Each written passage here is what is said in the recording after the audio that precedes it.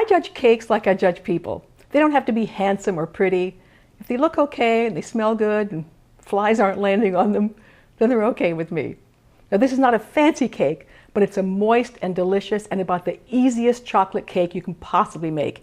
Everything goes in one bowl. There's no mixer, no butter, no eggs. We're going to start with the pan. We're going to, you grease a 9-inch round cake pan. I've already greased it. And I usually just frost this cake in the pan because it's so simple.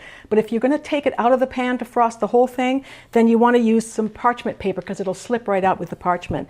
You can buy like pre-cut rounds like this for pans. They're perfect. So you take one of these into the greased pan, and I'm just going to put this into the bottom. This is only if you want to take the cake out of this pan. Otherwise, because I usually just leave it in. So that's it. You do not grease the parchment, so now the pan is ready. And I've also preheated the oven to 350 degrees Fahrenheit. If you have failure with baking, it's very often from not measuring correctly.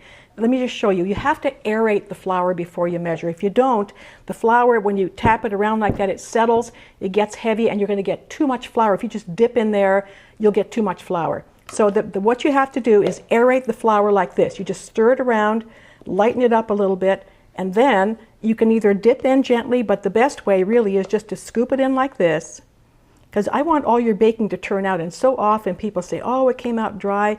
It's because you're measuring flour that's settled too much. You just scoop it in there and you level it off like that. And there's 1 cup of flour measured correctly into the bowl. Right? There it goes. So this recipe is 1½ cups of flour, so I'm going to measure the other half. Just the same way, nice and light. Always aerate the flour before you measure. So 1½ cups of flour into the bowl.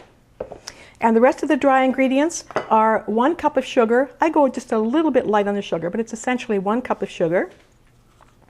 It's a 1/4 cup of powdered cocoa, unsweetened powdered cocoa.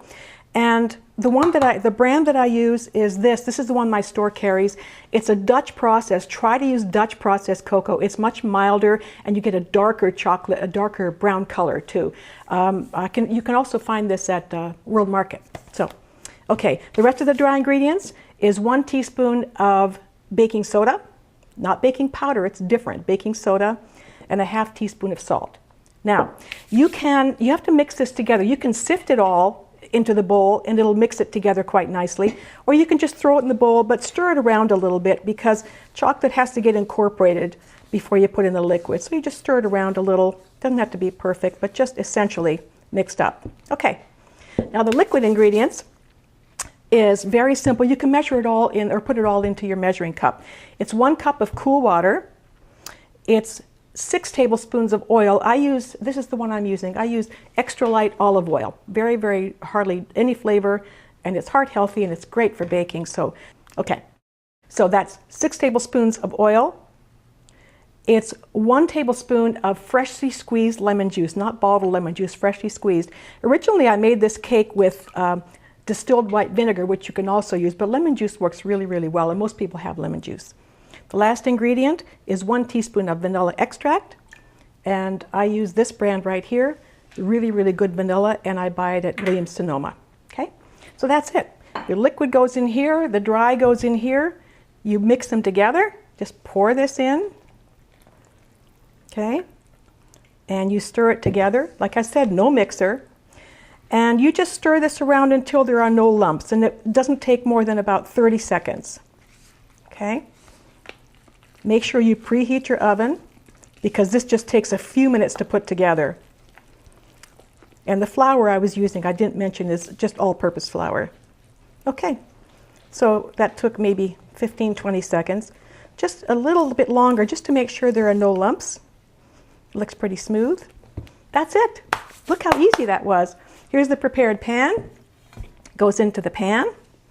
Ready? That's what your batter should look like. Fairly soft. Okay, there's the last of the batter. And into your preheated 350 degree Fahrenheit oven. Set your timer for 30 minutes. And I'll be back in a second and show you what it's going to look like because I baked another one already. Okay, this is one I made earlier, the exact same recipe. Look at this. It's dark like that from the Dutch processed cocoa. Look how beautiful it is. And if you want to make sure it's done, you just take a toothpick, stick it in the middle. If it comes out clean like that, the cake is done. Now, so you'll put it on a cooling rack to cool. Of course, this is already done before. Now, as I said, I just frost the top, so I leave it in the pan. If you want to take it out of the pan and frost the whole thing, you just have to take a little something to loosen it from the sides, just like that.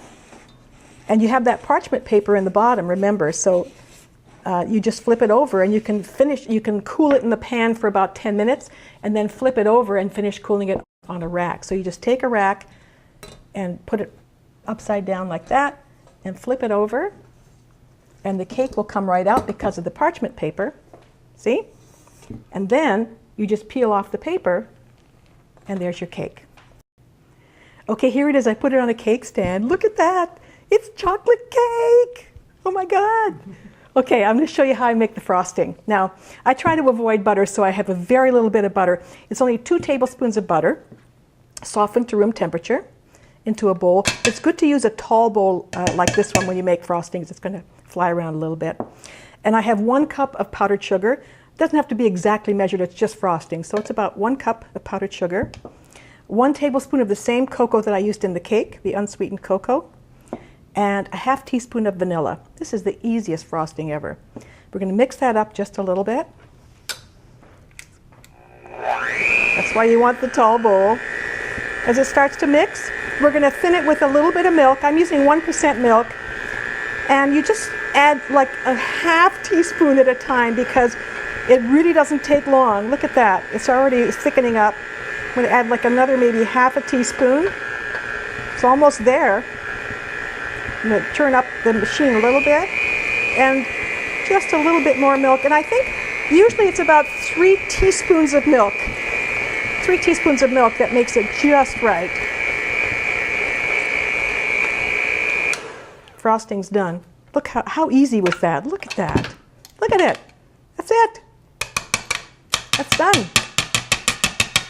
Okay, now I'm going to frost the cake. Let me just take this off.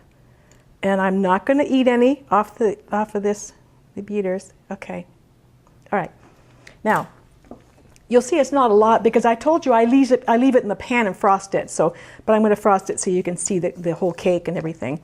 You can make double the frosting if you want. You can slice it in half and fill it with extra frosting. But this is really plenty. Look at this. Look. Look. Oh my God, look at that. I'm telling you. And by the way, if you want to keep this butter free, you can use this recipe for frosting. Just leave out the butter and thin it maybe a little bit more with some milk and just use it as a glaze. Just kind of glaze it over the cake and you'll have a butter-free, a chocolate cake with sort of a glazed frosting with no butter. Okay. Now, what did it take me? Like a minute to make the frosting? And look at that. Okay. There it is. Now, I'm going to show you what this looks like inside. It's just a beautiful cake. All right, you ready? Look at this. Look how it's so soft and so good. No butter, no eggs. Look at this. Oh my God, look at that. It is so light and so good. There's only going to be 1 piece left by the end of the day. Who gets the last piece? Now that's the big question, right? So, here's the deal. Here's my advice. If someone accuses you of stealing the last piece, just deny it. They can't prove it. There's no camera in your refrigerator.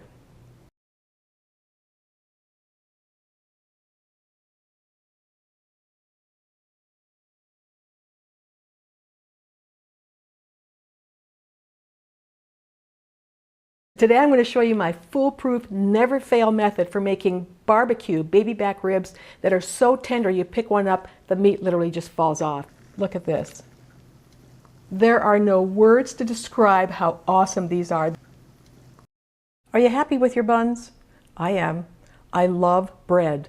Buns, loaves, rolls, ciabatta, especially the ones with a crispy crust, the kind you thought you had to buy at the bakery. Not anymore. Because you can make your own crusty rolls at home, no kneading, almost no work at all. Watch this.